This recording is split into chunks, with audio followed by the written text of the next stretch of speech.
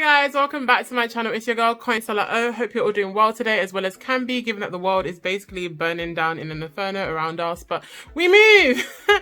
We move. If you're new here, welcome. Hope you stick around. Please click subscribe. If you're coming back, thank you so much for coming back. I really appreciate you. So as you can tell from the title, today's video is going to be all about blood donation and why it can be a bit of a difficulty to donate blood, especially if you are from sub-Saharan Africa. And it's kind of like a stream of consciousness for me, because it's something I've always had in the back of my head, but I've never actually tried to articulate my thoughts. In 2017, I went to go and donate blood. However, because my veins were too small, they couldn't draw blood from me. But that experience kind of inspired this video, because there were certain things that they asked me during the, the eligibility or criteria process that kind of stuck out to me as like, that's an interesting question. So when you get there, they ask you different questions like, are you on any drugs? What medication are you taking? Do you have any diseases? So on and so forth. And which makes sense, because you need to make sure that the blood supply chain that you're going to be providing for anyone who needs blood is quality, basically, and you're not risking anyone of infection or their body's rejecting the blood, which makes sense.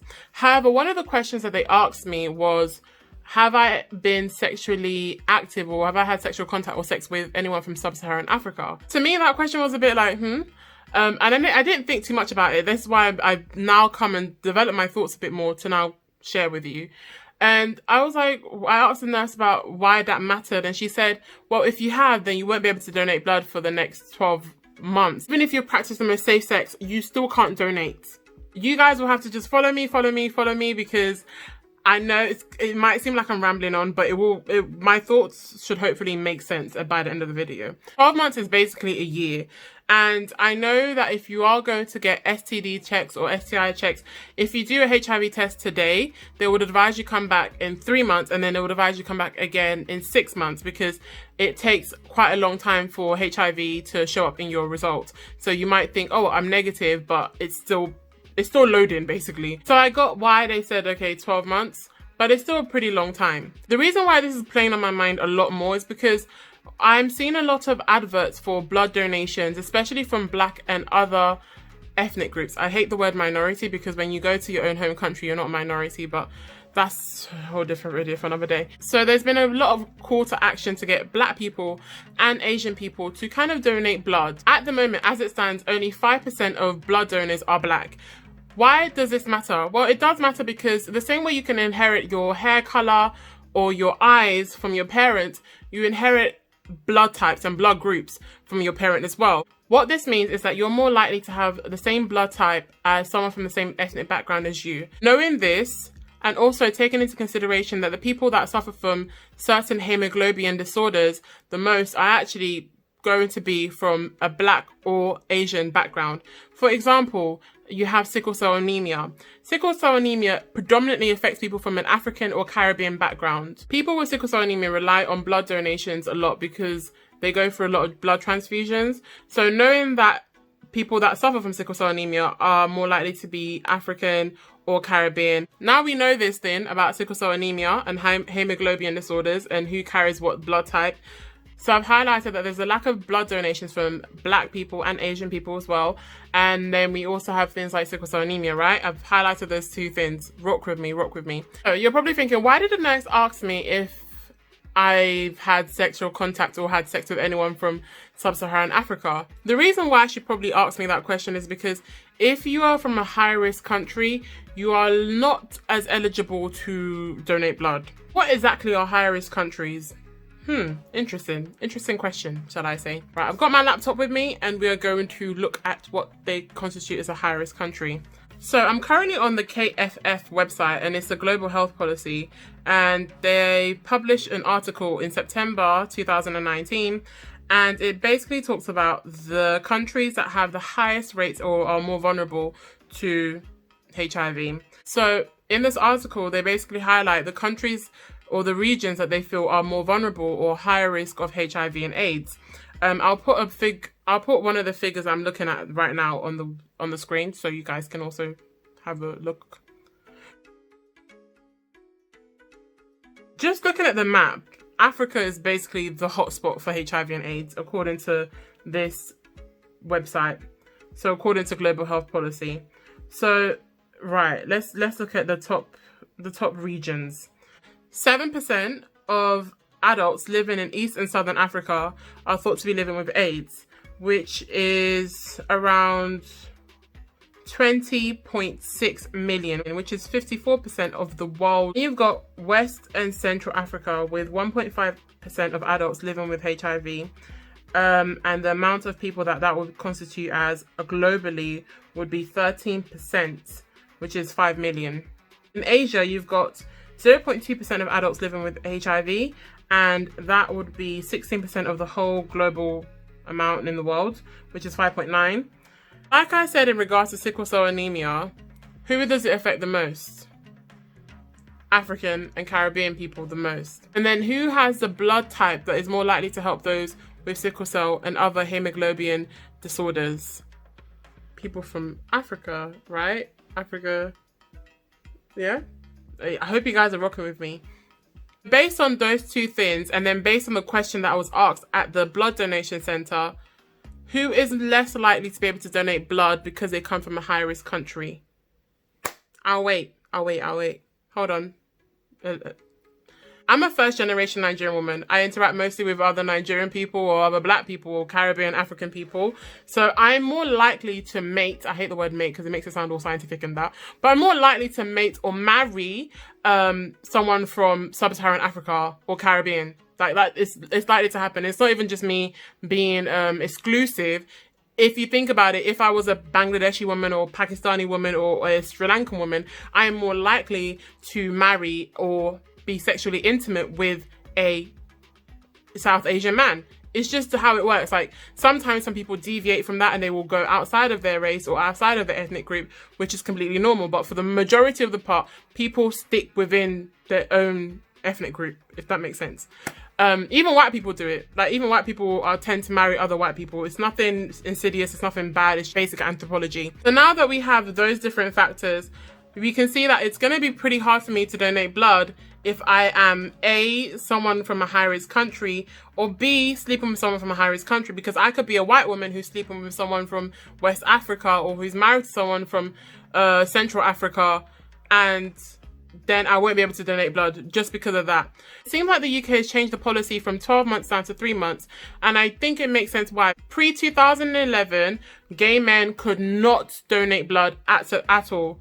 And then post-2011, they could donate blood, but they had to wait 12 months from the last time they've had sexual contact or they had sex. In 2017, a policy was now brought in by SABTO, which said gay men could now donate blood from 3 months after the last point of contact to when they're going to donate blood.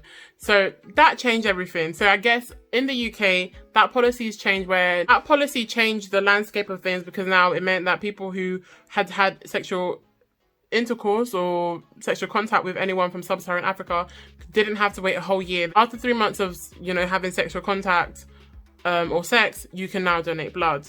However, it's not the same all over the world. In Australia, they still have the same policy where if you've had sexual contact with anyone from Sub-Saharan Africa, you cannot donate blood. So I went on the Australian Red Cross blood donation site. I'll link it down below. And this is one of the questions that they ask you when you're about to donate blood. In the last 12 months, have you had sexual activity with a new partner who currently lives or has previously lived overseas? You won't be able to donate blood if your sexual partner is from a high-risk HIV country.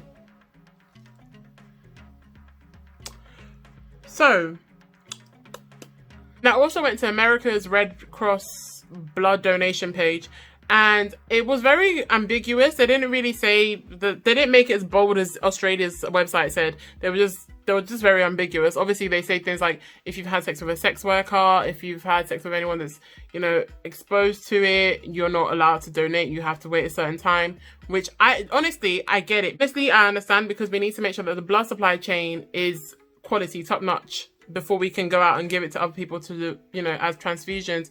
Otherwise, we're just risking cross-contamination and infections. My thing is, no one seems to be highlighting the fact that this is the biggest block or the biggest barrier to someone being able to donate blood, especially if you're a Black or Asian person, because one, you come from a high-risk country, so you're less likely to be motivated to go and donate blood.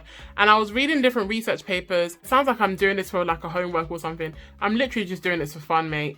But this particular medical paper, it said something about lack of altruism within the community. So for those of you who don't know, because I didn't know, I had to go and Google it.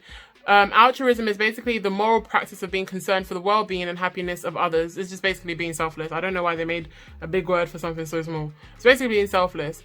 Lack of altruism or lack of gift incentive. And I was like,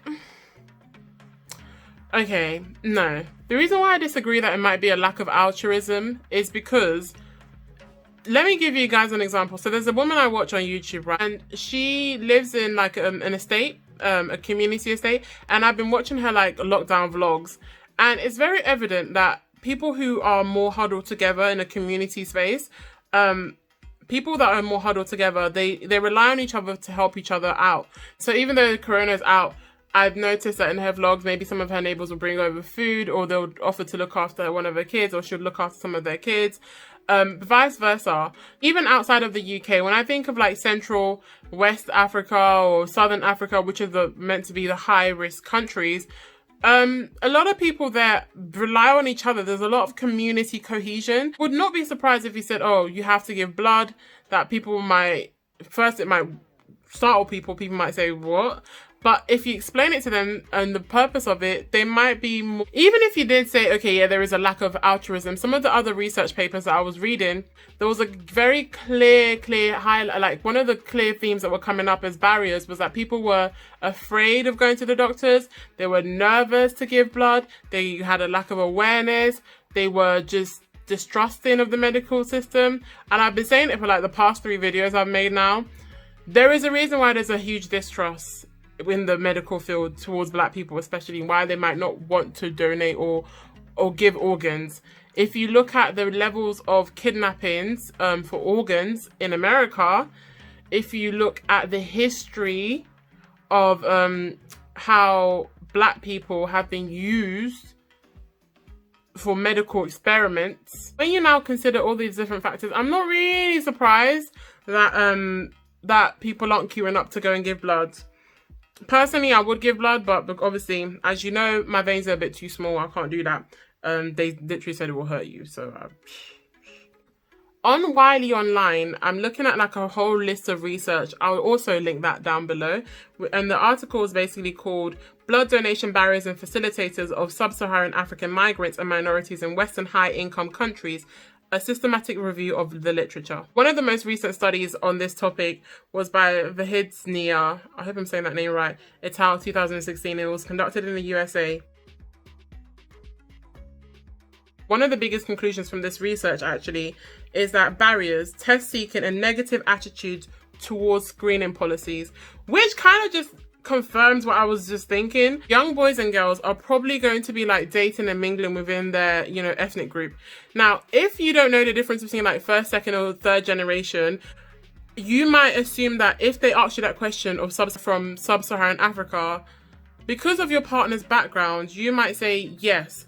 However, if they were born here, technically, they are not from sub-Saharan Africa. Are you guys following my random train of thought? I hope someone hears me in this world. I hope you do. Give me a like or comment. Let me know what you're thinking, because I need other people to like bounce off of for this topic. So when we look at blood donation barriers, I don't think it's a lack of people just wanting to give blood. There are negative attitudes towards screenings that we've seen here. I'm not surprised that there is a lack of blood donor contributions from the Black community. Like, genuinely, I'm not surprised. However, and I also don't know if the message has been spread since 2016 that it's okay that you can donate blood. You don't have to wait 12 months anymore. You can just wait 3 months. I don't know if that's happened. But even the whole 3 months thing is quite interesting, because obviously they ask you so many questions when you go there. They ask you about your health, your weight, your disease, any diseases you've had, everything. So even the whole 3-month waiting period is quite interesting, because yes, they ask you so many questions about your health, your weight, your sexual history, your medications, everything. They ask you everything. This is blood donations. They have to be very careful. Even if they ask you all these questions, let's say you ticked all the right boxes. Let's say if I was in a relationship or was a man that was English or Canadian or Russian, because obviously Russia was also the lowest on the high risk chart, or the US, I wouldn't have to worry about waiting for 3 months. Anyway, that was just me thinking aloud. And I'm very, very welcome and open to having anyone like who is interested in medicine or who works in this field, like, please educate me or just bounce off ideas with me. Like, let me know wagwan. Because I'm not surprised that people aren't donating blood more. If we look at all these different factors, I'm not surprised. I think there are genuine concerns and genuine policy barriers that mean that people can't donate blood as much as they would like to. Yeah, that's my video for today. I'll link down all the articles and all the things that I read to kind of help me brainstorm around this, and I'm still brainstorming. I'm not a medical student. I don't have a medical background. I'm just a girl who has a very curious mind.